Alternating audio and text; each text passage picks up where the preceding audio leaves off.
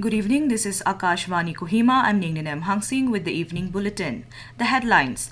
Prime Minister Modi releases 20th installment of PM-KISAN scheme. Nagaland farmers get over 40 crore rupees. Chief Minister Neiphiu Rio highlights education as core of state's development.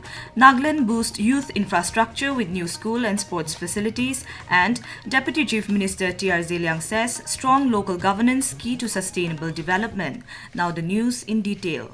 Prime Minister Narendra Modi released the 20th installment of Kisan Samman Nidhi and transferred 20,500 crore rupees directly to the bank accounts of over 9 crore 70 lakh farmers across the country from Varanasi today. Addressing the gathering, he said the initiative marks the government's commitment towards farmers' welfare.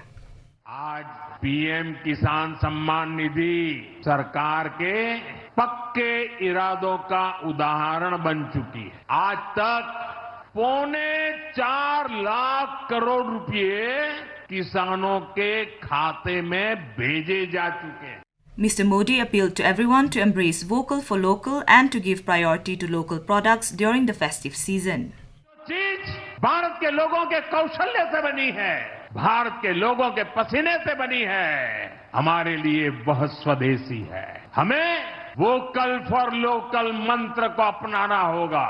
हम संकल्प लें कि हम make in India products को ही बढ़ावा देंगे।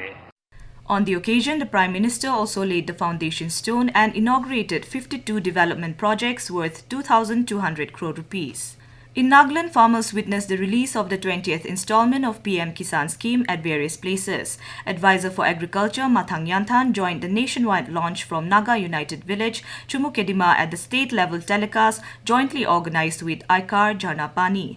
Sharing this in a social media post, Mr. Yanthan said 2.38 lakh farmers from Nagaland have benefited under the scheme so far, receiving a total of more than 680 crore rupees. With the latest installment, over 40 crore has been credited to the accounts of farmers in the state, he added. The advisor asserted that the continued support under PM-KISAN reflects the government's commitment to farmer welfare and strengthening of rural livelihoods. In a significant boost to the education sector in Nagaland, Chief Minister Neiphiu Rio today virtually inaugurated 51 school infrastructure projects under the Samagra Shiksha initiative. Speaking at the event held at his residential complex in Kohima, Dr. Rio reaffirmed the state government's commitment to providing equitable and quality education, stating that education stands at the core of Nagaland's development. He stressed that modern facilities are essential to improving learning outcomes and acknowledged financial support from the central government. However, he also noted that resource constraints continue to pose a challenge. The Chief Minister urged contractors, engineers and local communities to ensure quality construction and longevity. He also underscored the importance of community involvement and called on teachers, school management committees and villagers to take ownership and ensure proper use. Our collective investment in education today will shape a more confident, capable and prosperous Nagaland Republic, where to create responsible citizens. Since 2019, Nagaland has received nearly 200 crore rupees under the Samagra Shiksha scheme for infrastructure, out of which projects worth more than 158 crores have been completed. The newly launched projects worth over 33 crore rupees include school buildings, hostels, teachers' quarters, boundary walls and water facilities designed to enhance the learning environment. Chief Minister Neiphiu Rio today virtually inaugurated 13 futsal grounds and 2 multi-purpose halls across various locations in Nagaland. In his address, Mr. Rio described the new facilities as symbols of the government's commitment to empowering youth and building a strong sports ecosystem in the state. He highlighted that Naga athletes are steadily making their mark at both the national and international levels, which serve as an inspiration to dream bigger and act bolder. Reaffirming the state's vision to make sports a viable career path, he highlighted the Nagaland sports policy, which emphasizes upon infrastructure, training, athletes' welfare and better infrastructure. Expressing belief in the potential and aspirations of Naga youth, the Chief Minister urged all stakeholders to support and invest in the state's growing sports culture.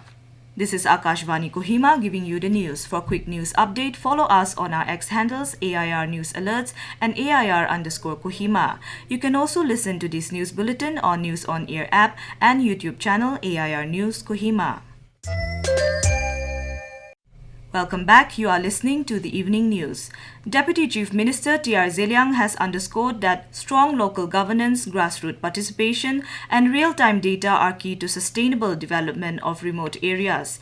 Addressing the state-level Sampurnata Abhiyan Samman Samaro at Kohima today, he said these will help overcome challenges such as unemployment, rural distress, climate change, and digital gaps. Mr. Zeliang, who is also the Minister for Planning and Transformation, highlighted the transformative impact of the aspirational districts and aspirational block programs in driving progress across key areas such as health, education, agriculture, and social welfare.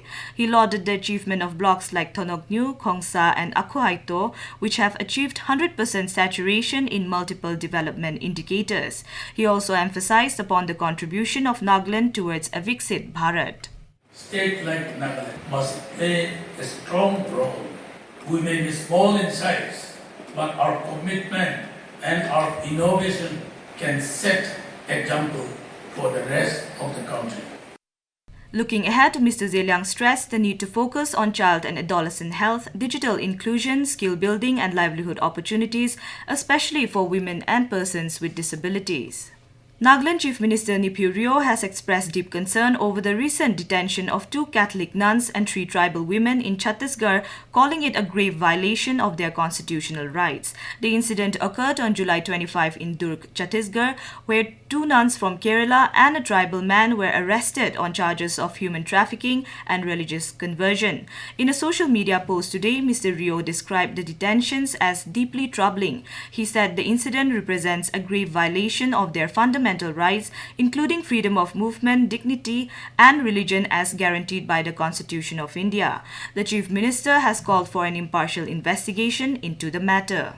Union Health and Family Welfare Minister Jagat Prakash Nadda today said the country achieved a remarkable milestone last year by performing nearly 18,900 transplants, the highest in a single year. Addressing the 15th Organ Donation Day in New Delhi, he said in 2023 more than 3 lakh citizens pledged to donate organs through National Organ and Tissue Transplant Organization.